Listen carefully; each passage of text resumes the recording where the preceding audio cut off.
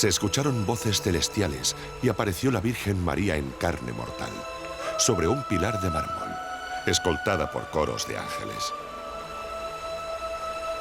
Y dijo: Santiago, junto a este pilar has de edificar una iglesia en memoria mía. Aquí el Altísimo obrará prodigios en favor de aquellos que invoquen mi nombre. Y estará el pilar en este lugar hasta el fin del mundo.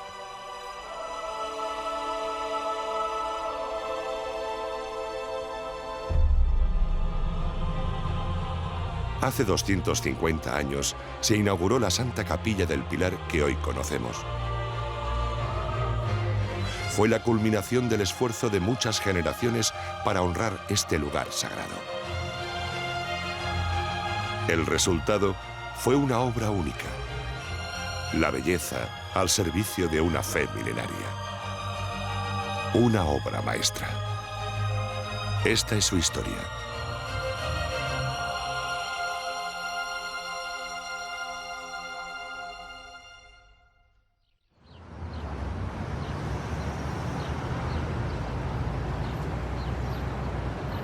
La Catedral Basílica de Nuestra Señora del Pilar se encuentra en Zaragoza, a orilla del río Ebro. El perfil inconfundible de sus 4 torres apuntando al cielo, junto al viejo puente de piedra, continúa siendo la imagen más representativa de la ciudad.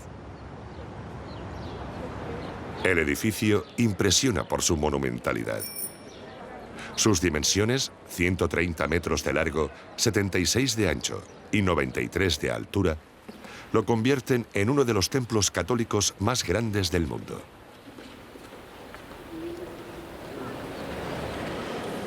En su interior se rinde culto a la Virgen del Pilar, una de las devociones marianas más importantes de la cristiandad. La Pilarica, como se la llama cariñosamente, y su basílica, son un orgullo para los zaragozanos de toda condición y una atracción para fieles y visitantes venidos de todo el mundo. El próximo 12 de octubre, Día del Pilar, se cumplen 250 años de la construcción de su Santa Capilla, y los infantes de su escolanía, los infanticos, se preparan a conciencia para el gran día. Vamos a salir. Saldremos en la tele, sí. ¿Nos ponemos? ¿Estamos todos ya? ¿Quién falta? Eduardo, venga, echaros un poquito para detrás. Los pequeños, por favor. ¿Terminamos de toser? Hombre, un poquito de sonrisa sí, ¿eh? No os pongáis serios.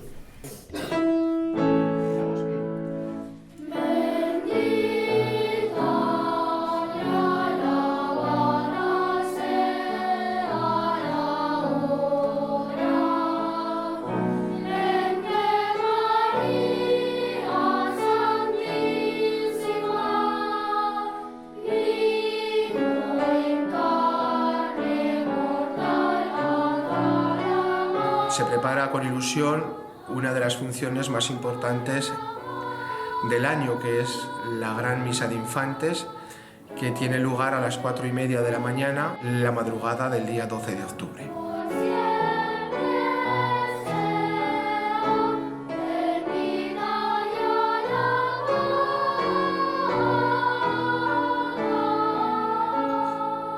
La tradición de los infanticos se remonta a muchos siglos atrás.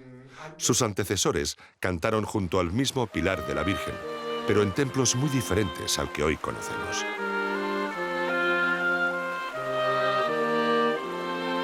El primitivo edículo que guardaba la Santa Columna fue creciendo con el paso de los siglos y ya en época medieval, las crónicas describen una iglesia románica, Santa María la Mayor.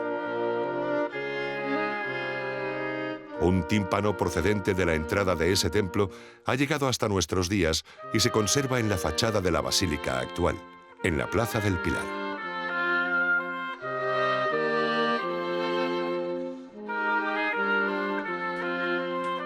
Por aquel entonces, la Santa Capilla que guardaba el pilar de la Virgen no formaba parte del templo principal. Se situaba fuera, en un claustro contiguo.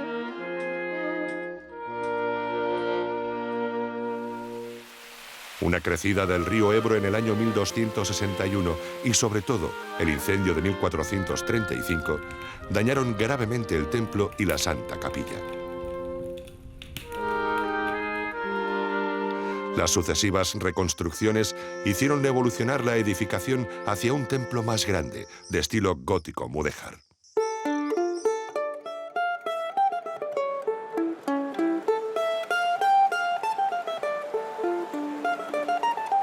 En 1646, Juan Bautista Martínez del Mazo pinta esta vista de Zaragoza. A través de la arcada central del puente de piedra, destruida por una riada, se divisa el templo gótico mudéjar de Santa María la Mayor.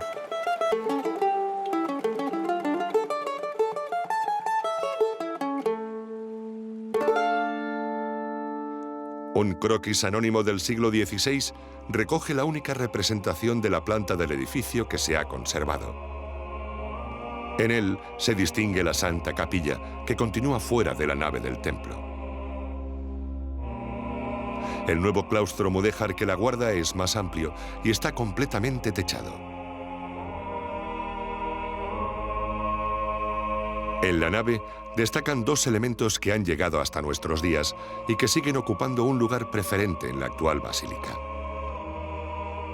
La espectacular sillería del coro, realizada por el taller de Esteban de Obray en 1546. Y el retablo mayor, obra de Damián Forment, tallado en alabastro en 1518, referencia imprescindible de la escultura renacentista en España.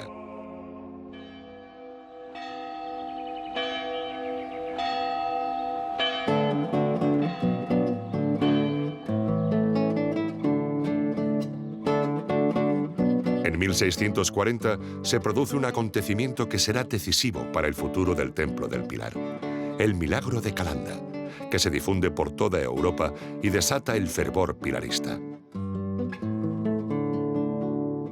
Esto agudiza la vieja rivalidad entre la SEO, Catedral de Zaragoza, y Santa María la Mayor, que aspira a la misma dignidad.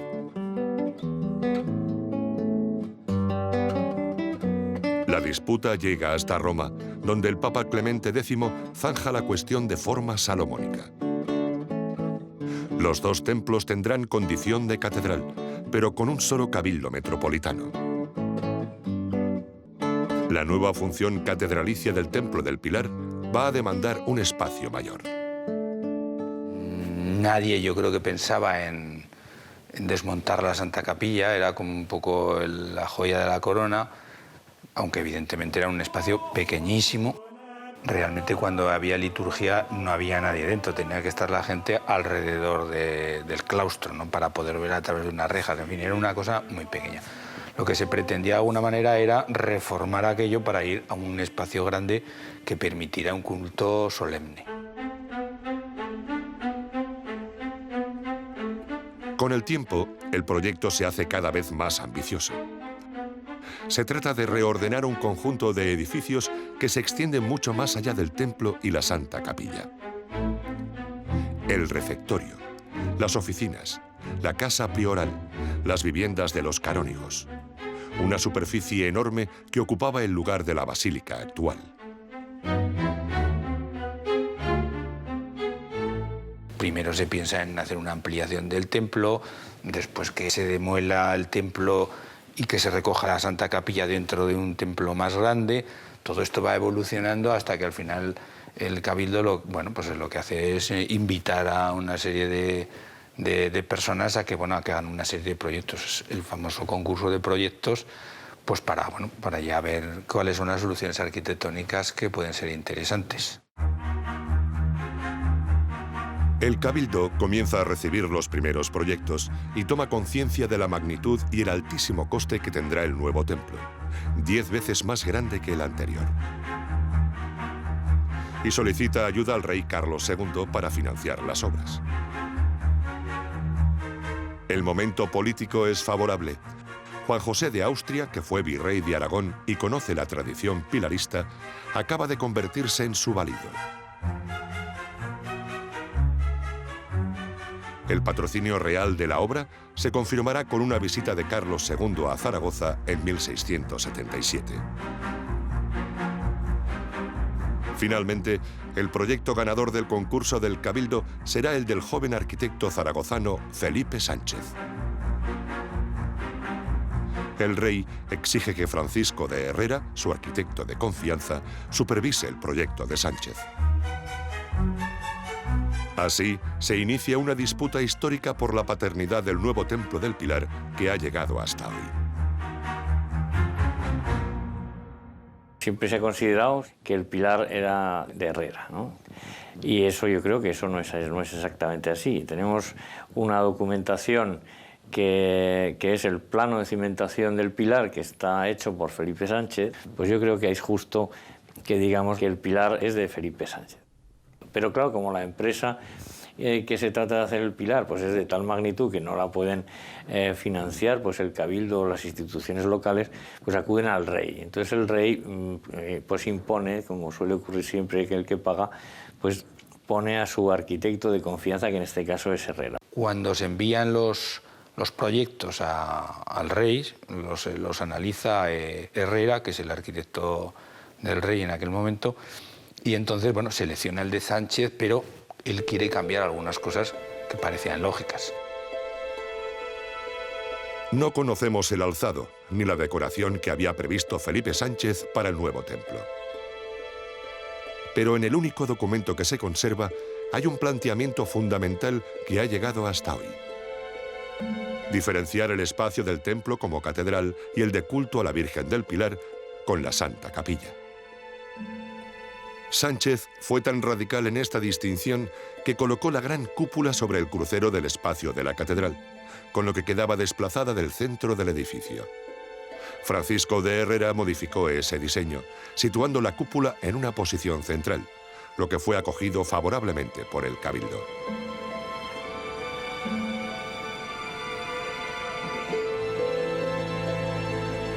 Zaragoza se prepara para la fiesta.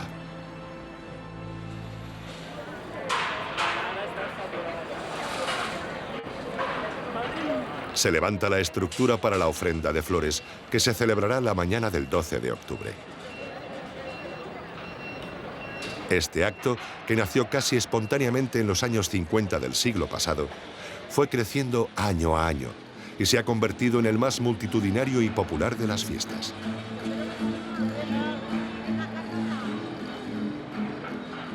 El Pilar no se ha movido de su sitio en casi 2000 años, pero a su alrededor siempre ha habido cambios. En 1681, a punto de comenzar las obras del nuevo templo, todo eran dudas e incertidumbre. Cuando Herrera se desplaza aquí a Zaragoza para empezar las obras, pues bueno, él ve que la situación de todos los edificios es tan compleja que lo que propone inicialmente es demolerlo todo, ya replantear el edificio sobre el terreno llano y empezar las obras. Finalmente, se decide acometer la obra en dos fases, empezando por el lado oeste, más cercano al río. Se coloca la primera piedra, con grandes festejos populares. Pero la alegría no dura mucho. Los trabajos de cimentación son enormes y se prolongan durante 10 años, con un coste altísimo. Esa zona está muy castigada por el Ebro. En aquella época, igual que ahora, pues había enormes avenidas y luego, lógicamente, las cimentaciones son enormes. Primero se clavaban estacas de sabina con puntas de hierro para poder consolidar su base y luego se rellenaban con el hormigón de un poco de la época para a partir de ahí levantar luego la fábrica con zócalo de piedra y lo demás de ladrillo. Incluso en aquel momento se llega a proponer abandonar la idea, es decir, se ve que solo con los cimientos llevan muchísimos años y esto va a ser las obras sin fin. Un nuevo problema viene a complicar aún más la situación. Por un error de cálculo, la nueva construcción está girada respecto al eje previsto, que coincidía con el del templo antiguo y la Santa Capilla. Se dan cuenta que prácticamente el edificio se mete en el Palacio de Aitona, que estaba a escasos metros de la iglesia. Bueno, no tenían los equipos topográficos que tenemos ahora. Se paran las obras, piden ayuda al rey, y el rey envía aquí a varios expertos, viene Ardemás, viene también Felipe Sánchez, y hacen sus propuestas. La comisión de expertos dictamina continuar con la obra asumiendo el error. Se había gastado ya demasiado dinero para poder rectificar. Para el Palacio de Aitona, la falta de alineación con el Templo del Pilar significaría su futura condena.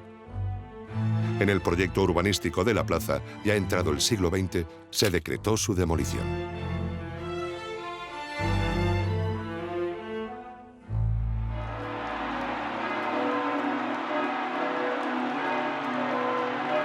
En 1718, la primera fase de la construcción ha terminado. Grandes fiestas populares celebran el traslado del Santísimo desde el templo antiguo a la nueva catedral de Nuestra Señora del Pilar. Se han completado los 4 primeros tramos del lado oeste y la torre de la plaza. Paradójicamente, el error de cálculo ha contribuido a aclarar el panorama. Conservar el viejo templo dentro del nuevo, como defendían algunos miembros del Cabildo, es inviable. Se desmonta la sillería del coro y el retablo de Damián Forment y se trasladan a su nueva ubicación. En los años siguientes se demuele definitivamente el viejo templo gótico mudéjar. De momento, la Santa Capilla sigue siendo intocable, pero se intuye que cuando comience la segunda fase de las obras, su mantenimiento va a ser un problema difícil de resolver.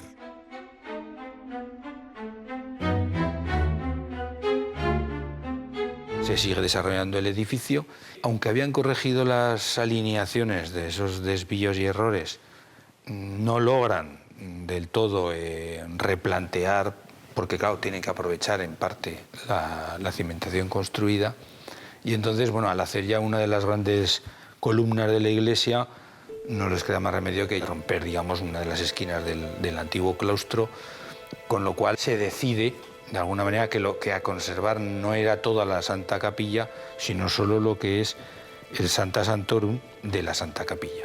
Ni siquiera lo poco que queda se queda centrado, es que ya se queda en un lado y ya nadie termina de entender aquello, ¿no? La segunda fase de las obras se completa en solo 12 años. Por primera vez en la historia, el Pilar de la Virgen y su iglesia están bajo el mismo techo. Sin embargo, el gran problema del templo sigue sin encontrar una solución. ¿Qué hacer con la Santa Capilla? ¿Se mantiene tal cual está desde los comienzos del cristianismo o se mantiene parte y se construye un nuevo edículo, un nuevo edificio? Y lo cierto es que se va abriendo paso la construcción de un baldaquino, un gran baldaquino en cuyo interior se deje la Santa Capilla. Elementos arquitectónicos entre la escultura y la arquitectura dentro de los edificios. Tenemos el baldaquino de Bernini, famoso de Roma, que también se utilizaba en la época barroca para construir o destacar elementos de altares y demás, ¿no? El Cabildo consulta a los maestros locales y se presentan algunos proyectos como el del jesuita Padre Lacarre. El arquitecto Filippo Jubarra, de camino a las obras del Palacio Real de Madrid, se detiene en Zaragoza y examina el proyecto a petición del Cabildo. No le debe gustar el proyecto, lo debe ver claramente anticuado, el tiempo sigue pasando y hasta finales de los años 40 no se va a retomar la cuestión. Hasta que llega un momento en el cual es que tienen que empezar a hacer la obra, porque es lo único que les queda casi. El resto del edificio se ha ido trabajando en los interiores, y es en el momento en el cual pues, decidieron pedir la ayuda al rey y que les mandara a alguien que resolviera el asunto. Hay dos figuras importantes en el proceso. El deán Galván, por un lado, mueve sus relaciones políticas en la corte. Por otro lado, Carvajal, el secretario de Estado. Y luego, entre los dos, un personaje que queda un poco en la sombra, pero yo creo que tuvo un protagonismo importantísimo, que es el doctor Suñol. El doctor Suñol era médico de cámara, diríamos de cabecera, del rey Fernando VI, parroquiano de la Magdalena. En aquel momento es un hombre que tiene ascendiente con el rey, y yo creo que debió influir decisivamente en el ánimo del rey para que apoyase, con la protección real, el proyecto de la construcción de la Santa Capilla. Y ahí empieza a cambiar todo.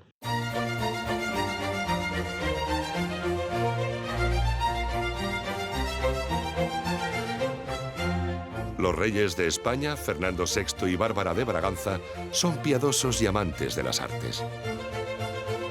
La petición de ayuda del Cabildo encontrará en la corte una respuesta favorable.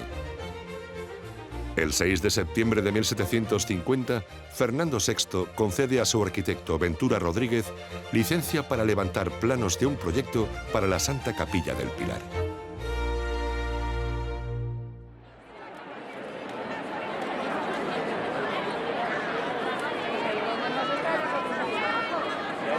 La plaza de las catedrales se llena de zaragozanos y visitantes para asistir al pregón, el primer acto de las fiestas del Pilar.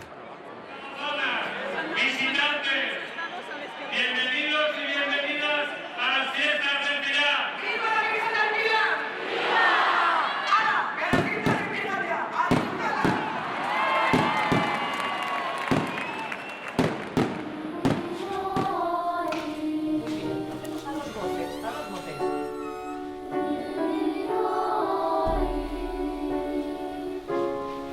Los infanticos también disfrutan de la fiesta, pero deben mantener la concentración para las emocionantes jornadas que se avecinan. Tampoco descuidan una de sus labores más queridas. Sí.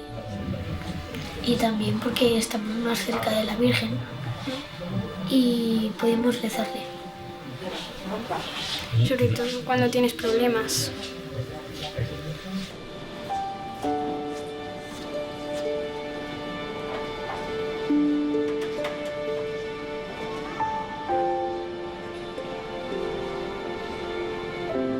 Es que nos dicen podréis con él o que no lo quieren pasar porque se nos va a caer. O sea, de caerse que salga por los aires nunca ha pasado. Además la Virgen nos protege, ¿no? Claro. Sí.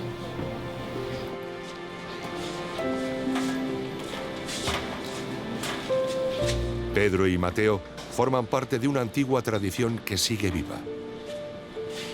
La experiencia de su paso por el Colegio de Infantes les acompañará toda la vida. Ventura Rodríguez se había formado desde muy joven, desde que tenía apenas 12-14 años, en el gabinete de delineación del Palacio Real de Madrid. Su padre, que también era maestro de obras, pero de segunda o tercera fila, vio las grandes capacidades que tenía su hijo y consiguió introducirlo como ayudante de delineación en las obras del Palacio Real. Ahí conoció a Juarra, se formó con él, aprendió la manera de dibujar italiana, mucho más precisa, mucho más meticulosa que la española. Ventura Rodríguez había sido nombrado segundo maestro de obras del Palacio Real de Madrid. Sacchetti era el director de las obras y él el gran aparejador. Por lo tanto, es en aquellos momentos del contexto arquitectónico de la corte un joven tremendamente prometedor y muy preparado. Un joven que cuenta, además, con el favor real. En 1749, contra todo pronóstico, Fernando VI elige el proyecto de Ventura Rodríguez para la Capilla Real, en detrimento del italiano Sacchetti.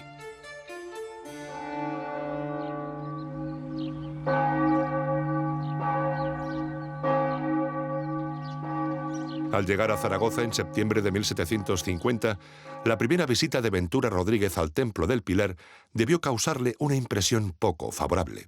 Un templo con unas naves de cañón corridas, pues, sin cúpulas, sin nada. Entonces, bueno, pues quedaba una especie de salón frío y horroroso con muy poca luz. Se encuentra que el templo está a mitad de construcción, está techado, está cubierto, pero está sin terminar. Ahí más de la mitad todavía tiene bóvedas provisionales. Y está resuelto en un lenguaje barroco decorativo, un barroco pleno muy exuberante, con toques churriguerescos, que ya estaba plenamente desfasado. El encargo se centraba en el diseño de una nueva Santa Capilla, pero Ventura se da cuenta de que no puede desentenderse del resto del templo. Propone diseñar un programa de reforma global y el Cabildo acepta. El Cabildo exactamente depositó toda la confianza en Ventura Rodríguez. Primero, porque venía avalado por la Corte. Y la Corte, es decir, la Corona, iba a poner dinero. Lo que propone es remodelar la decoración, y no solo la decoración, sino incluso la idea de la funcionalidad del templo. Entonces se encuentra con un dilema.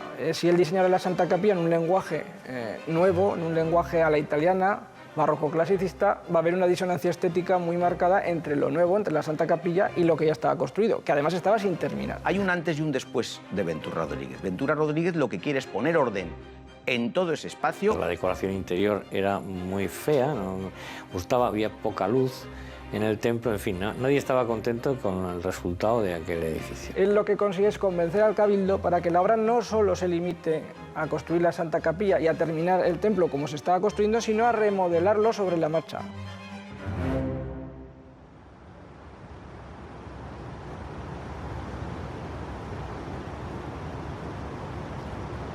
En noviembre de 1750, Ventura Rodríguez entrega los primeros 4 planos de su proyecto.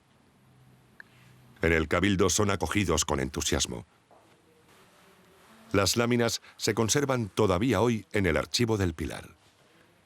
Este plano pertenece a los primeros que hace, refleja la planta con el estado actual de cómo estaba el edificio y donde van apareciendo, con una serie de cambio del color de las tintas, las propuestas que él va a realizar. El plano general de la planta es toda una declaración de intenciones sobre la organización del templo. Incluye, por supuesto, la nueva Santa Capilla. La sillería del coro, que sigue en su misma ubicación. Y revoluciona el espacio del altar mayor. El retablo de Damián Forment se traslada al fondo del templo y es sustituido por un pequeño altar transparente que deja ver la parte posterior de la Santa Capilla, que hará la función de retablo. La idea que tenía Ventura Rodríguez era que el retablo no estuviera en el centro del templo, que el edificio tenía que tener una cierta transparencia y que las visuales siempre se dirigieran hacia la Santa Capilla. Y a eso se niegan los miembros del Cabildo, porque consideran que el retablo de Forment es una joya extraordinaria y que tiene que integrarse en el proyecto. El diseño de la nueva Santa Capilla, en cambio, sí logra la aprobación unánime del Cabildo. A ello ayudará la representación gráfica de la nueva construcción, que es de una calidad extraordinaria.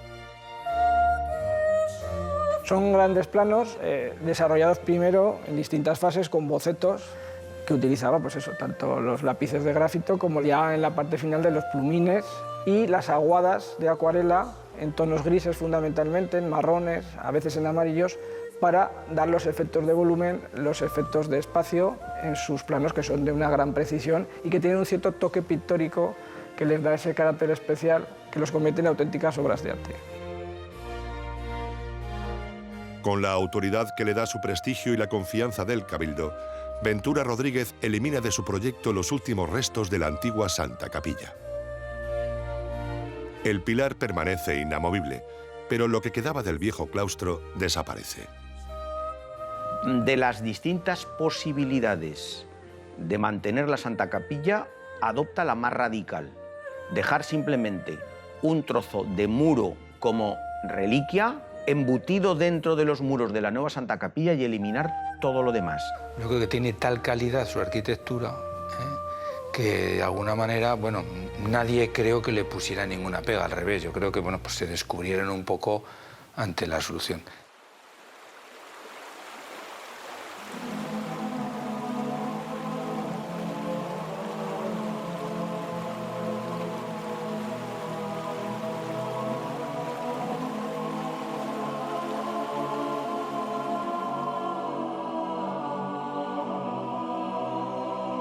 Ventura Rodríguez conoce en Zaragoza a una joven, hija de un importante platero de la familia de los Garro. Va a ser precisamente el deán Antonio Galván el que haga de mediador, porque era familia de los Garro.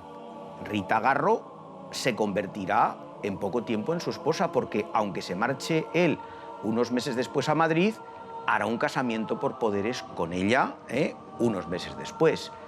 Rita se quedó en Zaragoza y acabó muriendo lamentablemente en junio del 54 en Zaragoza, justo unos meses antes de volver la segunda vez Ventura Rodríguez. No tuvieron descendencia.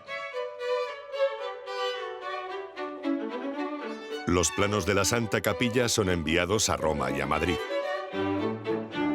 La Real Academia de Bellas Artes de San Fernando presenta algunas objeciones, pero Ventura Rodríguez responde defendiendo su proyecto con energía. Finalmente, recibirá la aprobación directa del rey Fernando VI. El arquitecto escribe al Cabildo ofreciéndose a dirigir la obra personalmente e indicando las fases previas al inicio de la construcción.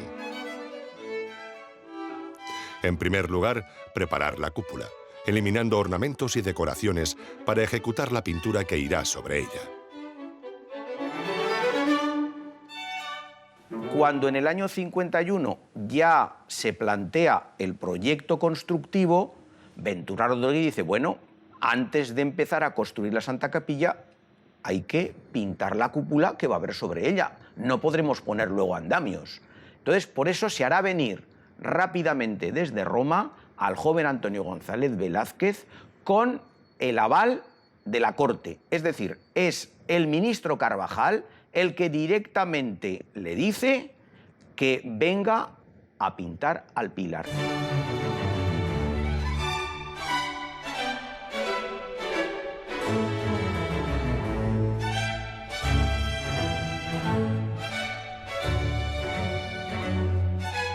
González Velázquez, que se ha formado en Italia junto a Corrado Giaquinto, ha aprendido allí los secretos de la pintura al fresco. Una técnica que garantiza la perdurabilidad de la obra, pero de gran exigencia para el artista. La ejecución de la pintura al fresco exige que la parte que va a ser pintada permanezca fresca o húmeda. Si el pintor se equivoca, tienen que volver a picar todo el enfoscado y volver a pintar.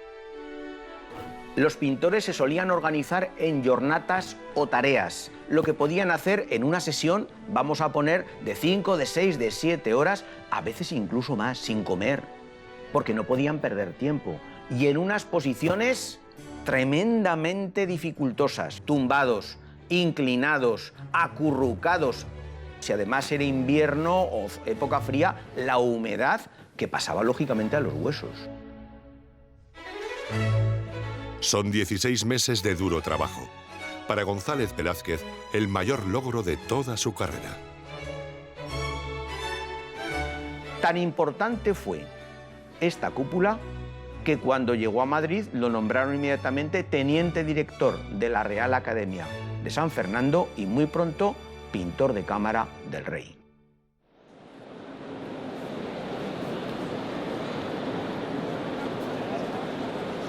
Están en el altar mayor, todo junto a la Virgen de Plata, y claro, todo el mundo quiere escuchar a los niños y que canten bien. Los niños están mirando a la gente y es como nuestra puesta de gala para que la gente reconozca y vea otra vez a la Escolanía funcionar.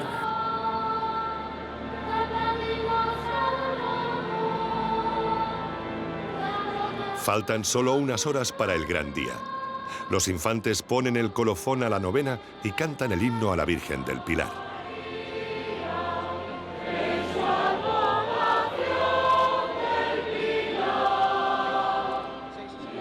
Apenas descansarán antes de volver aquí, de madrugada, a cantar la misa de infantes.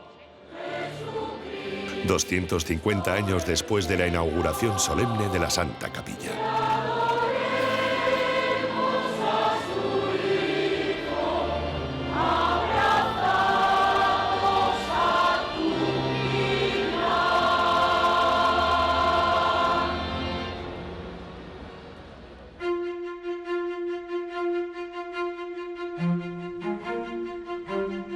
Aprobados por el rey los planos del proyecto, Ventura Rodríguez solicita al Cabildo la elaboración de una maqueta en madera. Además de facilitar el trabajo a los ejecutores de la obra, la maqueta servirá para reivindicar su solución arquitectónica. Es una arquitectura en miniatura, de un preciosismo extraordinario. Le pagan nada menos, si no me falla la memoria, algo así como 1.900 libras, una cantidad extraordinaria. Está maravillosamente pagada. Y lo más interesante es que él ya plantea aspectos iconográficos y de ubicación de relieves de pinturas en el interior de la Santa Capilla. Es decir, que no es una maqueta solo de la parte arquitectónica, sino que intenta dar una visión de conjunto de lo que será la unidad estética y artística de la Santa Capilla. Ventura aprovecha la maqueta para exponer su visión de la organización del templo. El retablo de Damián Forment desaparece y en su lugar coloca un altar transparente que deja ver el relieve en mármol de la Santa Capilla. A pesar de tan brillante exposición, nunca convencerá a los miembros del Cabildo.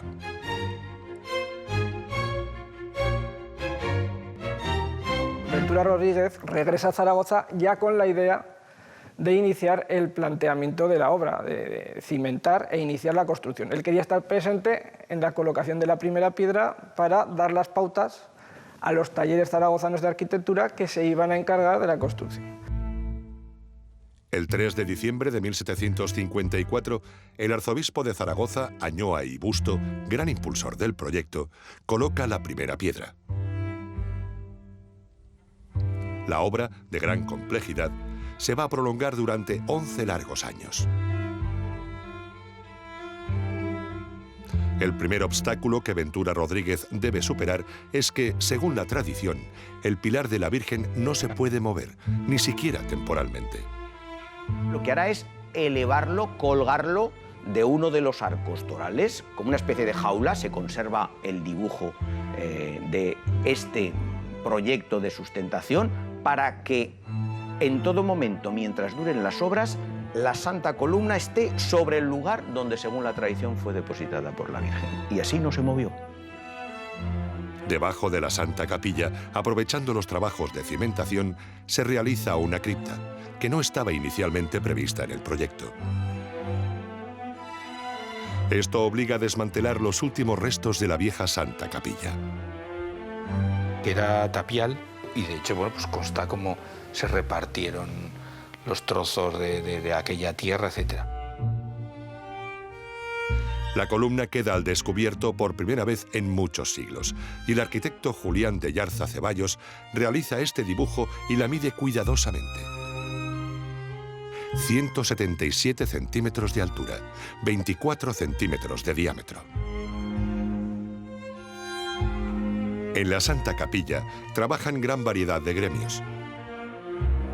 Maestros de obra, albañiles, escultores, canteros, marmoristas, doradores, broncistas, plateros.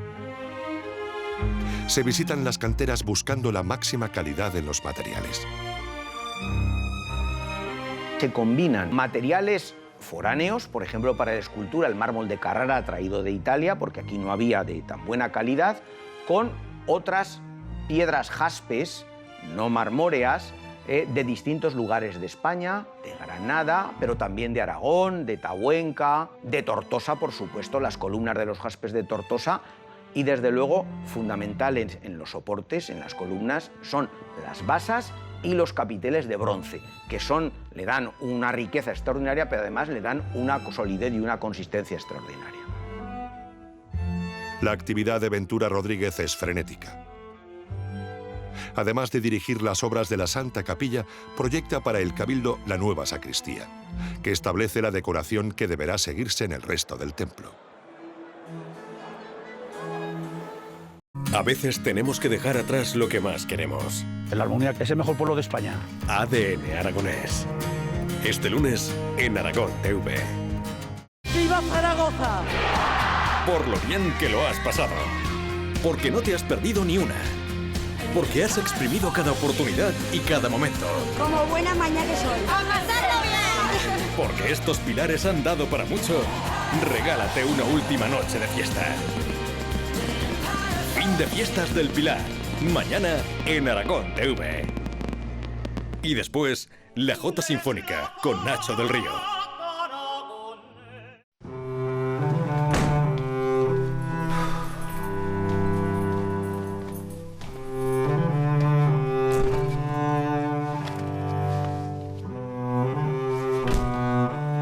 Hola. ¿Hacemos una pizza? Hoy me han machacado.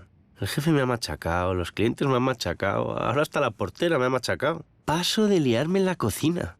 ¿Vale? Vale. Te voy a contar otra vez uno de médicos. Cuando la necesitas, está. Mira, este es el momento en el que se cae por la ventana. ¿Para qué me lo cuentas? Pizza fresca de Casa Tarradellas. Como en casa en ningún sitio. Centros residenciales para la tercera edad Vallesol. Profesionalidad y calidad al servicio de los mayores. Atención permanente y personalizada, con los más completos servicios asistenciales y residenciales por parte de un equipo de profesionales altamente cualificados. Y es que en Vallesol estoy como en mi casa. Centros residenciales Vallesol. Ante los primeros síntomas de irritación de garganta, tienes Strepsils miel y limón, un antiséptico que combate las bacterias. Strepsils, eficacia ante los primeros síntomas. Lea las instrucciones de este medicamento y consulte al farmacéutico. Gustaría sonreír, pero me duele tanto. Me gusta bailar al son de las nuevas tecnologías, tratadas por las mejores manos.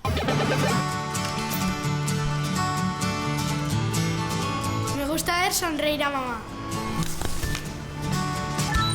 Clínica Dental Servet. Varios centros cerca de ti. Primera consulta gratuita. ¿Qué pasó con su dolor de rodilla que ahora no hay quien la pare? Pensaba que las vacaciones eran para relajarse. Todo empezó cuando descubrió Voltadol Forte. Su exclusiva fórmula penetra profundamente dentro de la articulación, proporcionando hasta 12 horas de alivio. Voltadol Forte, la alegría del movimiento. Mejor ya no me quejo. Lea las instrucciones de este medicamento y consulte al farmacéutico. Mira qué sucio. Bueno, la lavaremos otra vez. No se ven a primera vista, pero día tras día los residuos se acumulan en el agua en el que lavas tu ropa. Por eso los fabricantes recomiendan el nuevo Calgón 2 en 1 en cada lavado. Previene la cal y tiene el doble de principios activos para eliminar los residuos. Lavadora limpia, ropa limpia. ¿Conoce a su servicio técnico oficial Vaillant? Red Ofisat Zaragoza es el único servicio técnico oficial Vaillant en Zaragoza. Sus servicios de mantenimiento alargan la vida de su caldera y la mantienen en perfecto estado. Su caldera consume el gas mínimo necesario.